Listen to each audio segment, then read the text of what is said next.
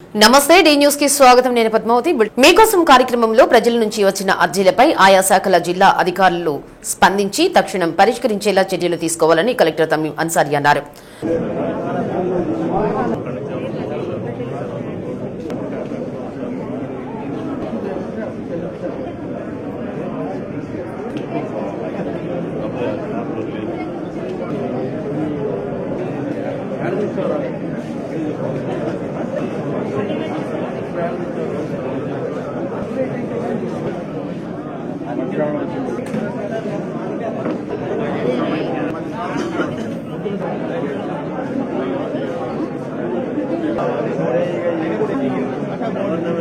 ప్రతి వారం నిర్వహించే మీకోసం కార్యక్రమాన్ని కలెక్టరేట్లోని మీకోసం భవనంలో నిర్వహించారు. జిల్లాలోని వివిధ ప్రాంతాల నుంచి వచ్చిన బాధితుల నుంచి అర్జీలు స్వీకరించిన జిల్లా అధికారుల పరిశీలన అనంతరం కలెక్టర్ బాధితులతో మాట్లాడి వారి సమస్యలకు పరిష్కారం చూపిస్తామని భరోసా కల్పించారు. కార్యక్రమంలో జేసీ గోపాలకృష్ణ, డిఆర్ఓ చినబోబులేసు, వివిధ శాఖల జిల్లా అధికారులు పాల్గొన్నారు. ఒంగోలు నగరంలోని ట్రిపుల్ ఐటీ కళాశాలలో మంచినీటి బోరు మరమ్మతులకు గురికావడంతో నీటి ఎద్దడి ఏర్పడిందని నివారించేందుకు ఒంగోలు నగరపాలక సంస్థ నుండి ప్రతిరోజు 4 ట్యాంకర్ల నీటిని సరఫరా చేసేందుకు సిద్దం చేశామని కమిషనర్ డాక్టర్ కోడూరు వెంకటేశ్వరరావు తెలిపారు. ట్రిపుల్ ఐటీ కళాశాల విద్యార్థులు ఎదుర్కొంటున్న నీటి సమస్యపై కమిషనర్తో పాటు ఇంజనీరింగ్ అధికారులు కలిసి పరిశీలించారు. ట్రిపుల్ ఐటీలో నీటి సమస్య ఏర్పడిందని, విద్యార్థులు అవస్థలు పడుతున్నారని సోషల్ మీడియాలో ప్రచారం రావడంతో శాసనసభ్యులు దామచర్ల జనార్దన్ రావు నగరపాలక సంస్థ అధికారులను అప్రమత్తం చేశారు.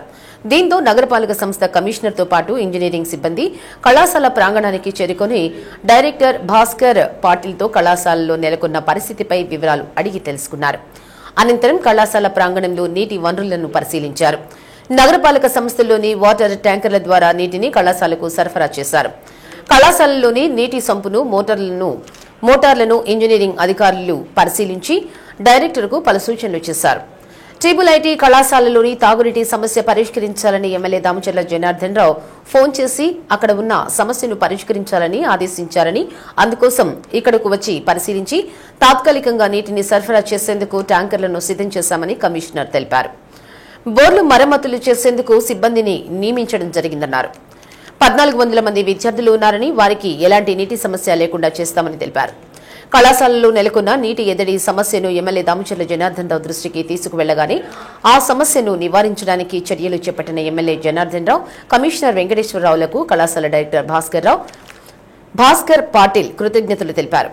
నీటి ఎద్దడితో పాటు విద్యుత్ సమస్య, మోటార్లకు మరమ్మతులు తలెత్తడంతో ఇబ్బంది తలెత్తిందని, కొత్త మోటార్లు కొనుగోలు చేశామని, నగరపాలక సంస్థ కమిషనర్ తోడ్పాట్లతో నీటి సమస్య తలెత్తకుండా చర్యలు తీసుకుంటామన్నారు. నగరపాలక సంస్థ engineer Chandraiah, DE Anil Kumar, assistant professor T Sirisharani పాల్గొన్నారు. అందరికీ నమస్కారం.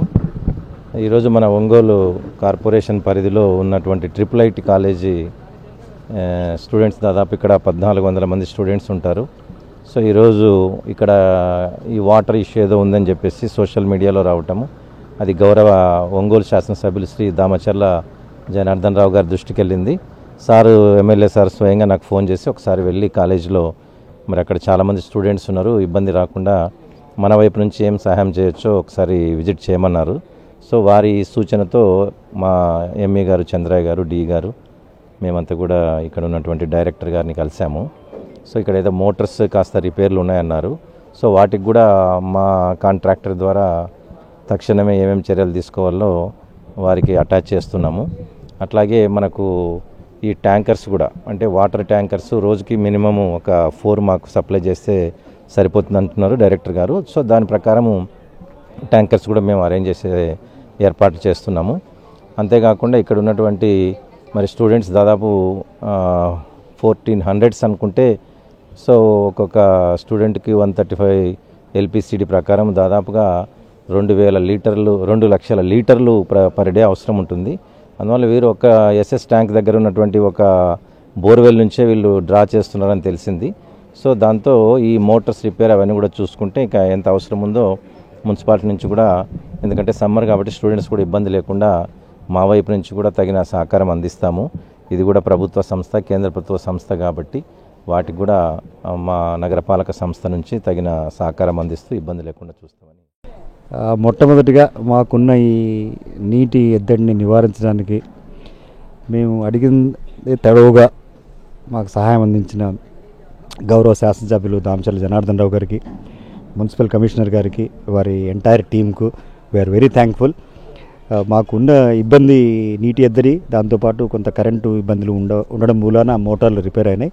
కొత్త మోటార్లు కొన్నాం. కమిషనర్ గారు వచ్చారు.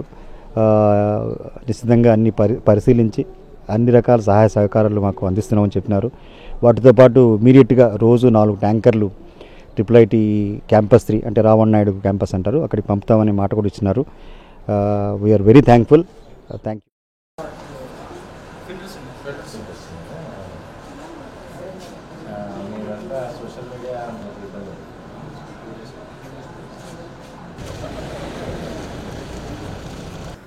గ్రానైట్ క్వారీల ప్రాంతంలో కోతకు గురైన కారుమంచి మేజర్ కాలువ కట్టును పటిష్టపరిచేందుకు డిఎంఎఫ్ నిధులు మంజూరుకు కృషి చేస్తానని సంతనూతలపాడు ఎమ్మెల్యే బిఎన్ విజయకుమార్ పేర్కొన్నారు. ప్రవాస భారతీయులు నల్లూరి వెంకటశేషయ్య, తక్కిళ్లపాటి రమేష్, నీటి సంఘాల అధ్యక్షులు పలు గ్రామాల రైతులతో కలిసి ఎమ్మెల్యే కారుమంచి మేజర్ కాలువను సందర్శించారు.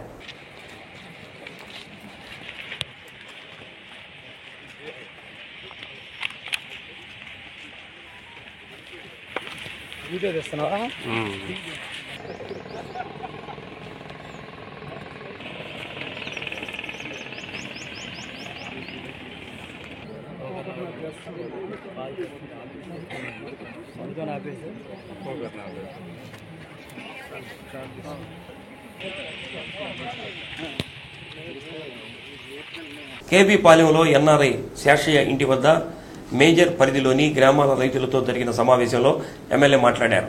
ఎన్నికలకు ముందు టీడీపీ జాతీయ ప్రధాన కార్యదర్శి లోకేష్ పాదయాత్ర సమయంలోనూ టీడీపీ నాయకులు, రైతులు కారుమంచి మేజర్ కాలువ మరమ్మతుల విషయాన్ని ఆయన దృష్టికి తీసుకొచ్చిన విషయాన్ని ఎమ్మెల్యే ప్రస్తావించారు.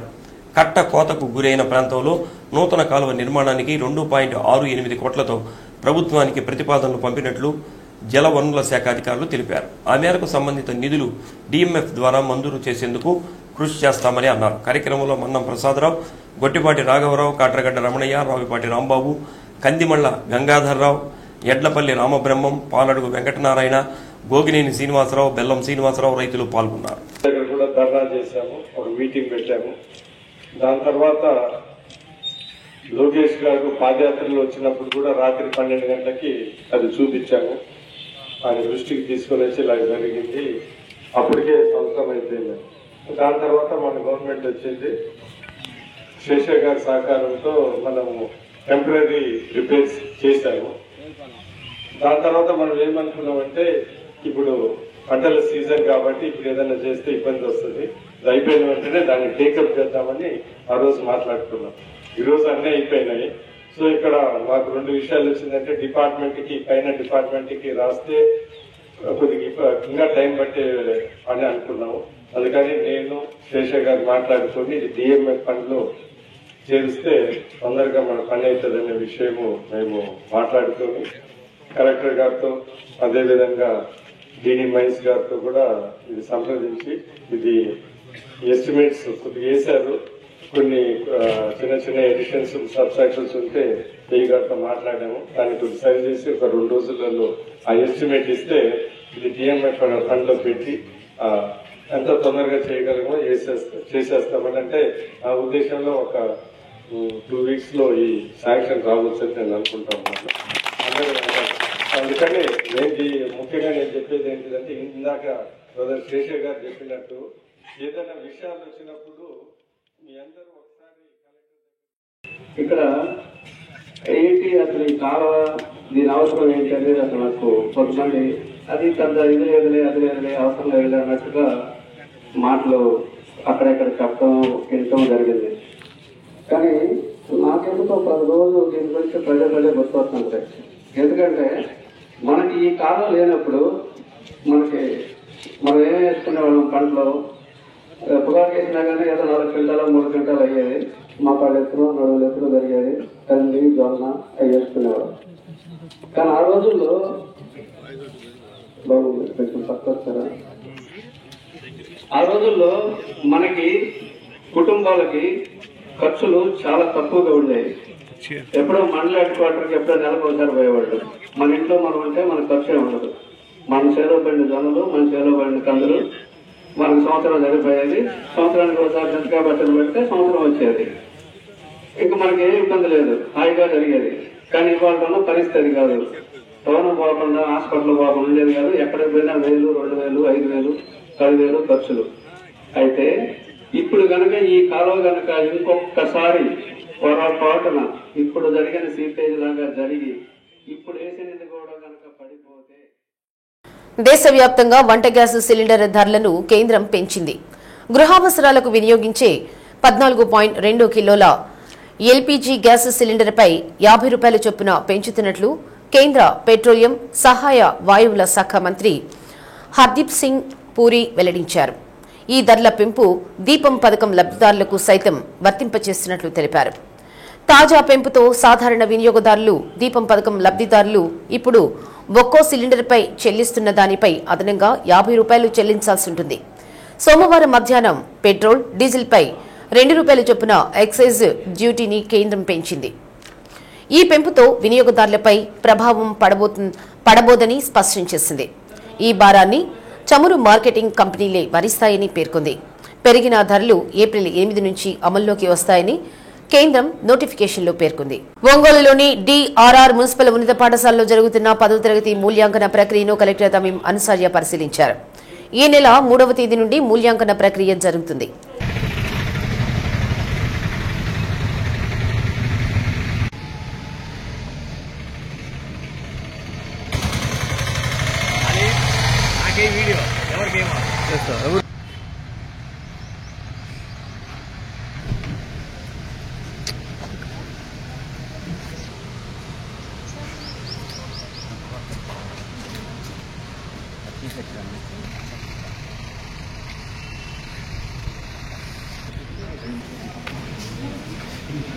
చీఫ్ ఎగ్జామినర్లు 113 మంది, అసిస్టెంట్ ఎగ్జామినర్లు 680 మంది, స్పెషల్ అసిస్టెంట్లు 226 మంది, అసిస్టెంట్ క్యాంప్ ఆఫీసర్లు 9 మంది, మొత్తం 1028 పరీక్షా పేపర్ల మూల్యాంకన ప్రక్రియలో నిమగ్నమయ్యారు. సుమారు 178,218 విద్యార్థుల పేపర్లు దిద్దాల్సి ఉంటుంది. స్పాట్ వాల్యుయేషన్లో పాల్గొంటున్న ఉపాధ్యాయులు ఇబ్బంది పడకుండా వారికి తగిన సదుపాయాలను కల్పించాలని, అలానే మూల్యాంకన ప్రక్రియ పటిష్టంగా చేపట్టాలని కలెక్టర్ జిల్లా విద్యాశాఖ అధికారిని ఆదేశించారు. కలెక్టర్ వెంట జిల్లా విద్యాశాఖ అధికారి కిరణ్ కుమార్, ఎగ్జామ్స్ ఏసీ శివకుమార్, ఇతర సిబ్బంది ఉన్నారు.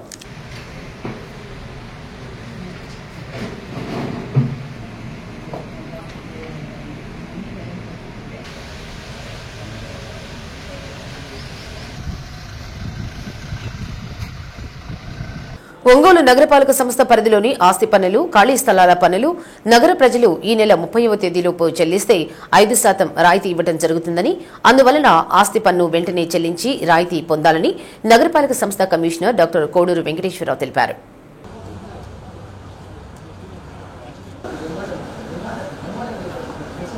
కమిషనర్ మీడియాతో మాట్లాడుతూ గత ఏడాది ఏప్రిల్ నెలలోనే 10 కోట్ల పైచిలుకు ఆస్తి పన్నులు వసూలు చేయడం జరిగిందని, ఈ ఏడాది 20 కోట్ల లక్ష్యంగా పెట్టుకుని రెవెన్యూ సిబ్బంది పనిచేయడం జరుగుతుందన్నారు. రాష్ట్ర ప్రభుత్వం కల్పించిన 5% రాయితీని పొందేందుకు యజమానులు నగరపాలక సంస్థ కార్యాలయంలో పన్నులు చెల్లించేందుకు బారులు తీరారని అన్నారు.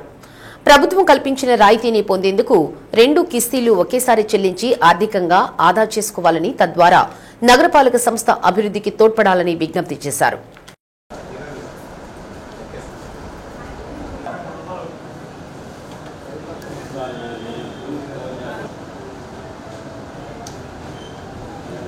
అందరికీ నమస్కారం. మన ఒంగోలు కార్పొరేషన్ పరిధిలో ఉన్నటువంటి ప్రజలకు, వ్యాపార సంస్థల వారందరికీ కూడా విజ్ఞప్తి.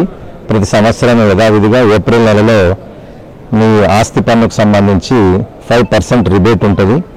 ఇప్పుడు నిన్నటి నుంచి ప్రభుత్వం వారు ఆన్లైన్లో అవకాశాన్ని కల్పించారు.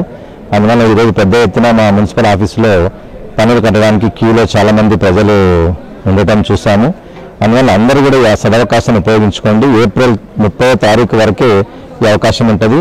మీరు చెల్లించాల్సినటువంటి ఆస్తి పన్నులో 5% అంటే ఏక మొత్తంలో ఈ సంవత్సరంలో 2 విడతలు ఉంటుంది. 6 నెలలకు ఒక విడతగా ఆ 2 విడతలు ఒకేసారి చెల్లిస్తే మీకు 5% రిబేట్ వస్తుంది. లేదా 6 నెలలకు మాత్రం చెల్లిస్తే ఆ రిబేట్ రాదు. సో ఇది గుర్తుంచుకొని అందరూ కూడా సకాలంలో ఈ మంత్ 30 తారీఖు ఏప్రిల్ 30 తారీఖు లాస్ట్ తేదీ ఆ రోజు లోపల చెల్లించగలిగితే మీ పన్నుకు సంబంధించినటువంటి సొమ్మును మీరు ఆదా చేసుకునే దానికి అవకాశం ఉంటుంది. కాబట్టి ఇదంతా కూడా ఉపయోగించుకోవాలని వ్యాపార సంస్థల వారికి అట్లాగే ప్రజలు ఇంటి పన్ను చెల్లించాల్సిన ప్రజలందరూ కూడా విజ్ఞప్తి చేస్తున్నాను. లాస్ట్ ఇయర్ ఒక్క ఏప్రిల్ నెలలోనే 10,42,00,000 రూపాయలు మరి ఈ 5% రిబేట్తో వచ్చాయి. ఈ సంవత్సరం దాన్ని 20 కోట్లు లక్ష్యంగా మేము పనిచేస్తున్నాం. అందువల్ల అందరూ కూడా సహకరించి ఈ ఇంటి పన్నును సకాలంలో చెల్లించి మన నగర కార్పొరేషన్ అభివృద్ధికి మీ వంతు సహకారాన్ని అందించవలసిందిగా రిక్వెస్ట్ చేస్తున్నాం. వాటర్ ట్యాక్స్ లో అడ్వాన్స్ ఉండదు. ఇంటి పన్ను మామూలు 15% ప్రతి సంవత్సరం ఉంటుందిగా, దాని ప్రకారం 15% పెంచారు. అది మామూలు, అది రొటీన్, అది 5%. ప్రభుత్వం అందించే పథకాలను పొందడానికి గుర్తింపు కార్డు ఎంతగానో ఉపయోగకరంగా ఉంటుందని కలెక్టర్ తమీం అన్సారీ అన్నారు. విభిన్న ప్రతిభావంతులు, వయోవృద్ధులు, హిజ్రాల సంక్షేమ శాఖ ఆధ్వర్యంలో కలెక్టరేట్లోని మీకోసం భవనంలో హిజ్రాలకు గుర్తింపు కార్డులతో పాటు వినికిడి యంత్రాలను కలెక్టర్ పంపిణీ చేశారు.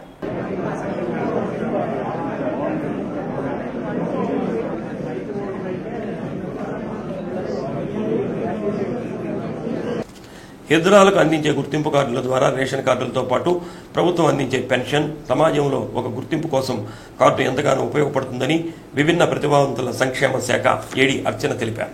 ఆన్లైన్ ద్వారా దరఖాస్తు చేసుకుంటే గుర్తింపు కార్డు అందజేయడం జరుగుతుందని అన్నారు. ఆన్లైన్లో దరఖాస్తు చేసుకోవడంతో తనకు గుర్తింపు కార్డు కలెక్టర్ అందజేశారని, దీనివల్ల తనకు ఎంతో ఉపయోగకరంగా ఉంటుందని హిజ్రాలు ఆనందం వ్యక్తం చేశారు.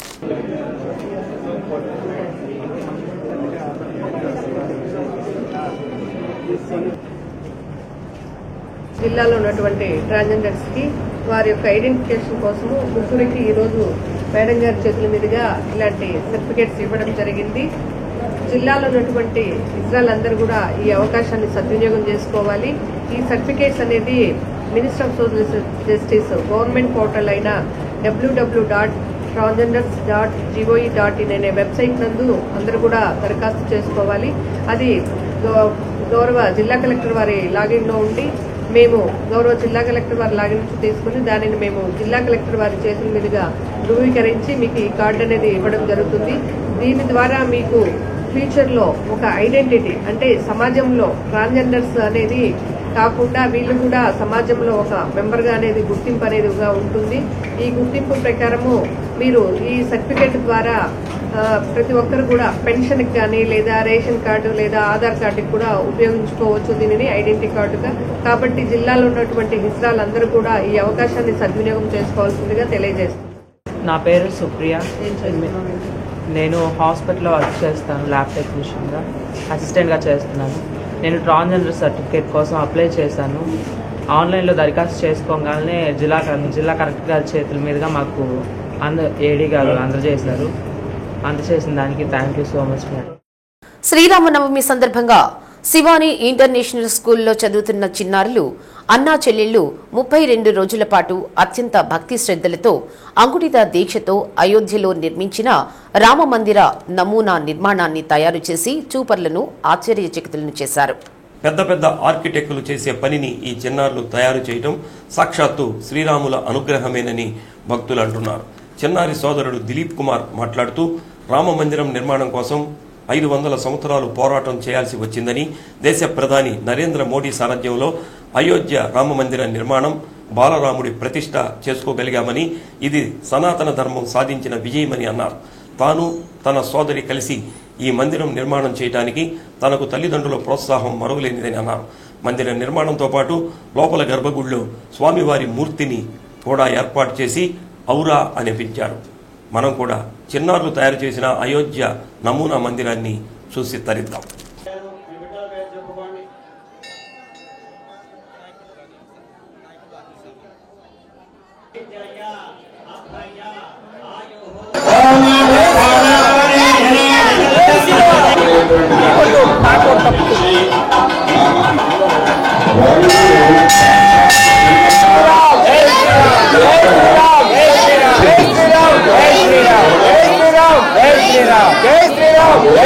Good evening everyone. My name is Dilip Kumar. I am studying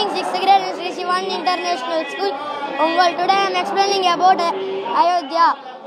500 years fighting for Ayodhya Ram Mandir. Sir, PM Narendra Modi was saving the Sanatana Dharmam with Ayodhya Ram Mandir. This is the Rama kingdom. We want to save our Sanatana Dharmam. Every day, after completion of school and study, I spent 1 hour and I complete it. It taken finally 32 days to complete. My father was the inspiration for me. My mother did decoration. My sister did painting. Good evening everyone, my name is Jayasth. I am studying 3rd grade at Siswan International School. Today I want to explain for you Ayodhya. I used materials, lace, gum, stones, thermocol sheet, marble sticks, etc. Thank you. We want to save our Sanatana. మా బాబు చేయాలని అనుకున్నాడు అయోధ్య. చేయాలనుకుంటే నేను support ఇచ్చి అతనికి కావాల్సిన material ఇచ్చి సనాతన ధర్మాన్ని కాపాడుకోవాలి. మనం ఈ 500 సంవత్సరాల పోరాటం మోడీ గారు మనకి ఇచ్చిన గిఫ్ట్ ఇది. దీన్ని మనం జాగ్రత్తగా చూసుకోవాలి. జై శ్రీరామ్, జై శ్రీరామ్. ఒంగోలు విద్యుత్ ప్రధాన కార్యాలయం వద్ద వేంచేసి ఉన్న వేణుతల కాటమరాజు స్వామి విగ్రహం దగ్గర ప్రకాశం జిల్లా యాదవ ప్రొటెక్షన్ ఫౌండేషన్ వారు ఏర్పాటు చేసిన చలివేంద్రాన్ని కమిషనర్ డాక్టర్ కోడిరి వెంకటేశ్వరరావు ప్రారంభించారు.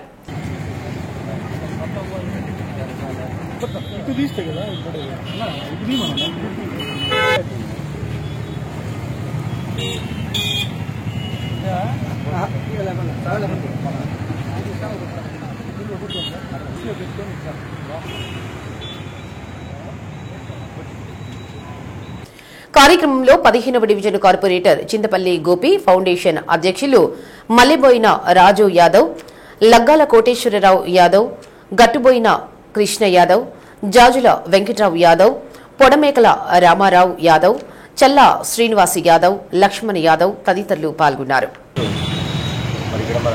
ఒంగోలు నగరపాలక సంస్థ పరిధిలో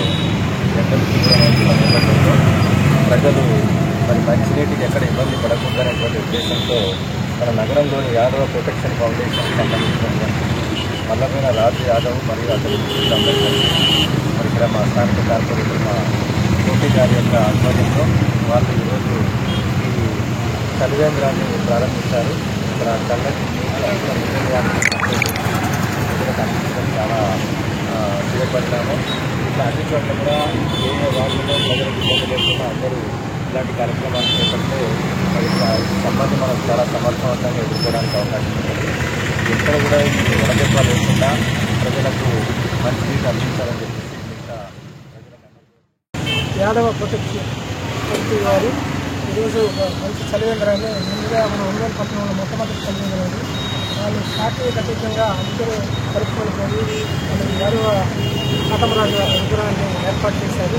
వారందరికీ ధన్యవాదాలు తెలియజేస్తున్నారు. అందరికీ ముందు ఈరోజు ప్రజలందరికీ యాదవ శివం శరణాలయంలో బౌద్ధ భిక్షువులచే విశ్వశాంతి మహాహోమం నిర్వహించారు.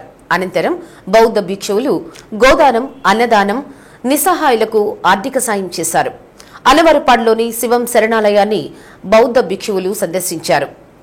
జపాన్కు చెందిన యూషి షావోయిలిన్, శ్రీలంకకు చెందిన బౌద్ధ హీన్లు శరణాలయంలో జరిగిన పలు కార్యక్రమాల్లో పాల్గొన్నారు. శివం ఫౌండేషన్ అధ్యక్షులు గొల్లపూడి శ్రీహరి, వేద పండితులు పూర్ణకుంభంతో స్వాగతం పలికారు.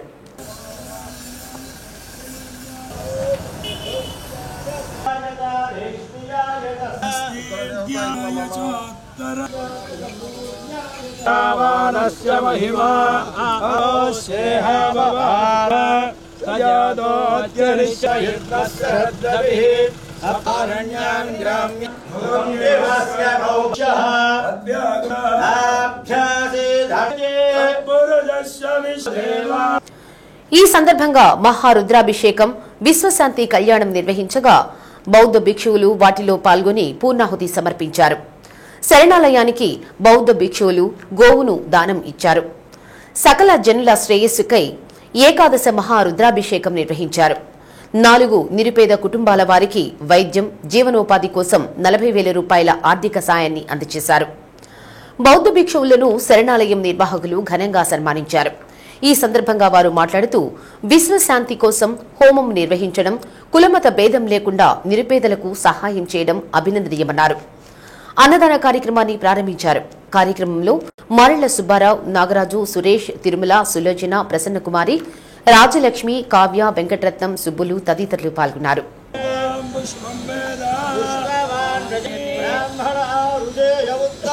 చెప్పుకుంది ఆయన వెంటనే ఆపరేషన్ నిమిత్తం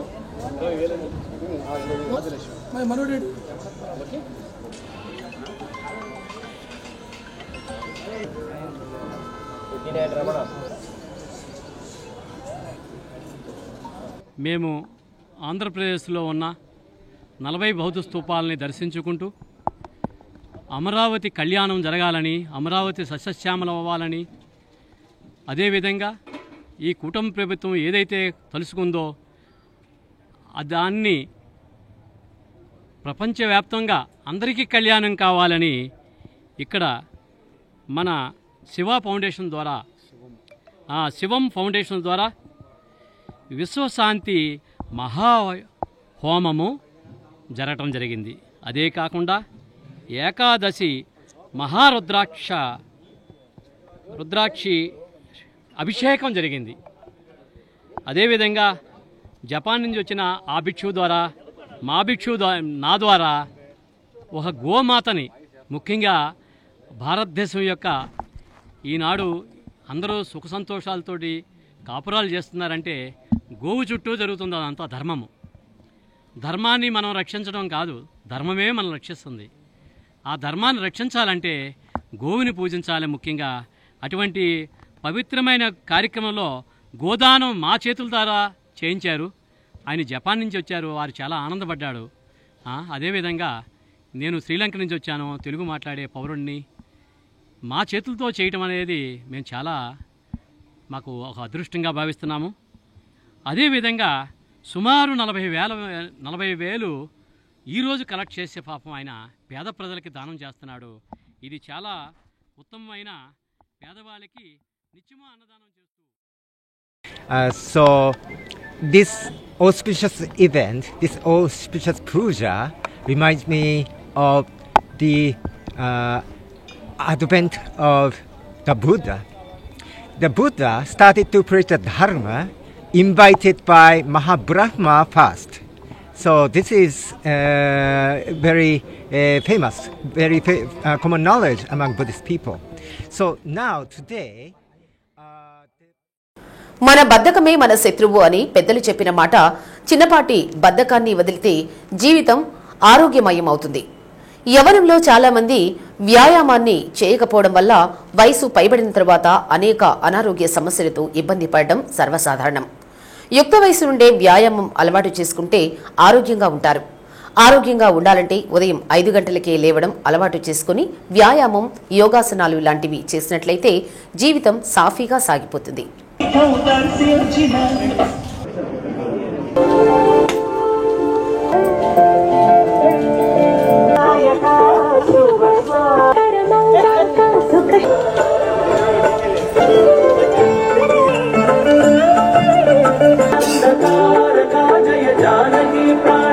చాలా మంది తమ దైనందిన జీవితంలో వారి వారి వ్యాపకాలతో ఉండి ఆరోగ్యాన్ని అశ్రద్ధ చేస్తూ ఉంటారు. వ్యాయామం అశ్రద్ధ చేయడం మూలాన శారీరక శ్రమ లేకపోవడం వల్ల డయాబెటిక్, బీపీ, ఇతర అనారోగ్య సమస్యలు కొని తెచ్చుకుంటున్నారు. మారుతున్న ఆహారపు అలవాట్లు కూడా వీటికి తోడవుతున్నాయి. పాతకాలంలో ప్రతి మనిషి శారీరక శ్రమతో పాటు మంచి ఆహారం తీసుకోవటం వల్ల నేటికి వృద్ధాప్యంలో కూడా ఆరోగ్యంగా ఉండడం మనం చూస్తూనే ఉన్నాం. ప్రస్తుత సమాజంలో బిజీ లైఫ్ గడుపుతూ శారీరక శ్రమకు దూరమవుతున్నారు. తద్వారా అనారోగ్యాన్ని కొని తెచ్చుకుంటున్నారు. అనారోగ్య సమస్యల బారిన పడకుండా ప్రతి ఒక్కరూ వ్యాయామం చేసినట్లయితే రోగగ్రస్తులు కాకుండా కాపాడబడతాం. అంతేకాకుండా డయాబెటీస్, రక్తపోటు, గుండె సమస్యల నుండి బయటపడగలుగుతామని వైద్యులు చెబుతున్నారు. దీనితో పాటు మితాహారం వల్ల జీర్ణ వ్యవస్థ చక్కగా పనిచేసే రక్త ప్రసరణ కూడా బాగా జరుగుతుందన్నారు. అందుకోసం ప్రతి ఒక్కరూ ఉదయాన్నే 5 గంటలకు వ్యాయామం చేయటం వల్ల అనారోగ్య సమస్యల నుండి బయటపడవచ్చుననేది అనుభవజ్ఞులు చెబుతున్నారు.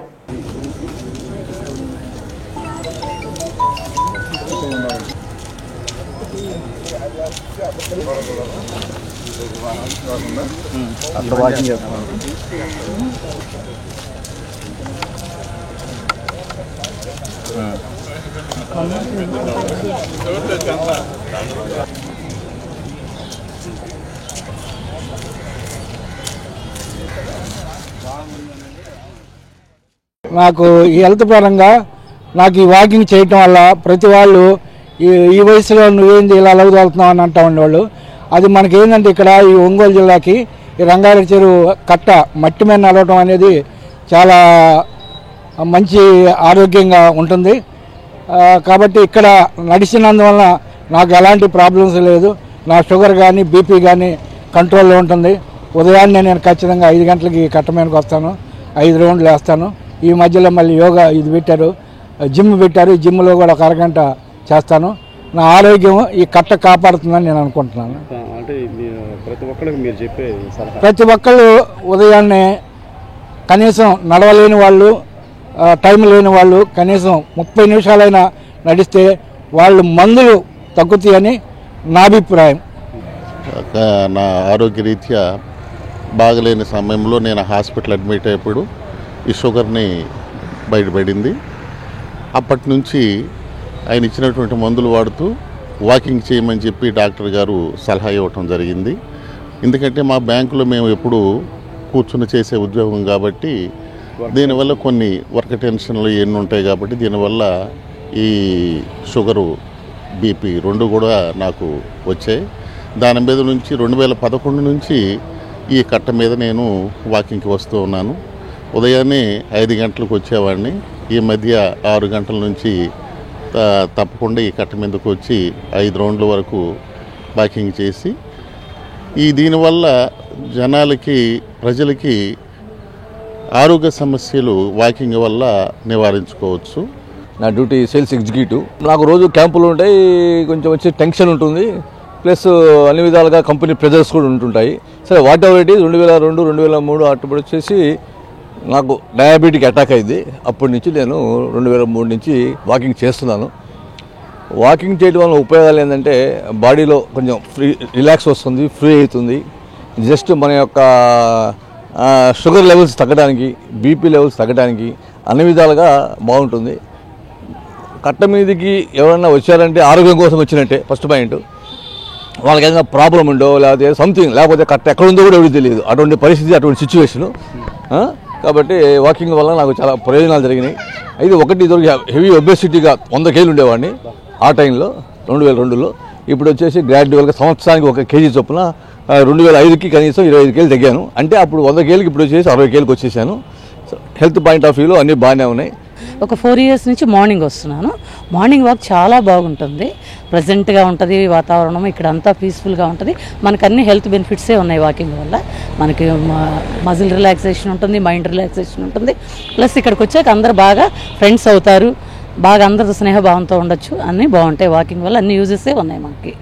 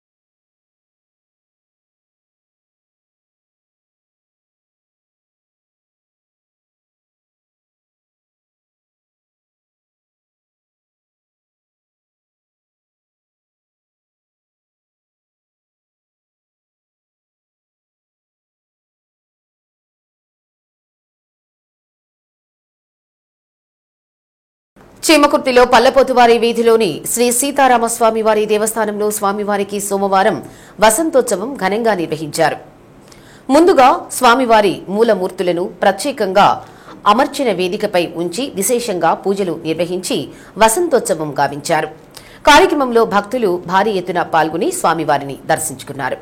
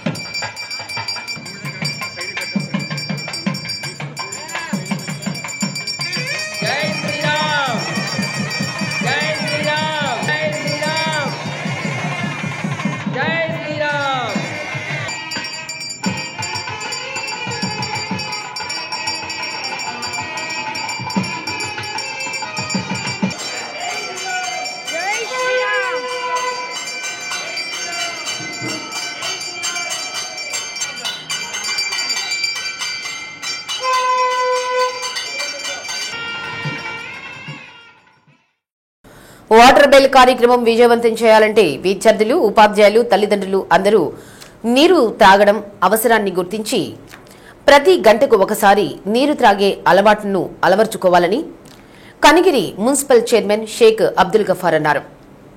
బంగారు బాల్యం వాటర్ బెల్ కార్యక్రమంలో భాగంగా KSM education society, good health foundation ఆధ్వర్యంలో కాశీపురం, కాశిరెడ్డి నగర్, దేవంగ నగర్, టకారీపాలెం ప్రభుత్వ పాఠశాలల విద్యార్థులకు మంచినీటి సదుపాయం ఏర్పాటు చేశారు. పాఠశాలలో విద్యార్థులకు తాగునీరు అందుబాటులో ఉంచాలనే ఉద్దేశంతోనే ప్రతిరోజు ఉచితంగా నీటిని సరఫరా చేస్తున్నట్లు గఫార్ తెలిపారు. విద్యార్థులకు, ఉపాధ్యాయులకు, తల్లిదండ్రులకు వాటర్ బెల్ కార్యక్రమం లక్ష్యం. దాని ప్రయోజనాలను good health foundation chairman doctor Manru Praveen Kumar వివరించారు. మంచినీటిని ఏర్పాటు చేసిన స్వచ్ఛంద సంస్థల ప్రతినిధులను ఉపాధ్యాయులు, విద్యార్థులు, తల్లిదండ్రులు అభినందించారు. కార్యక్రమంలో పాఠశాల ప్రధానోపాధ్యాయురాలు కె పద్మావతి, ఉపాధ్యాయులు E Shailaja, V Kalpana, SK Karimunnisa Begum, ఉపాధ్యాయులు, బంగారు బాల్యం కమిటీ సభ్యులు, good health foundation director Ramesh Babu తదితరులు పాల్గొన్నారు.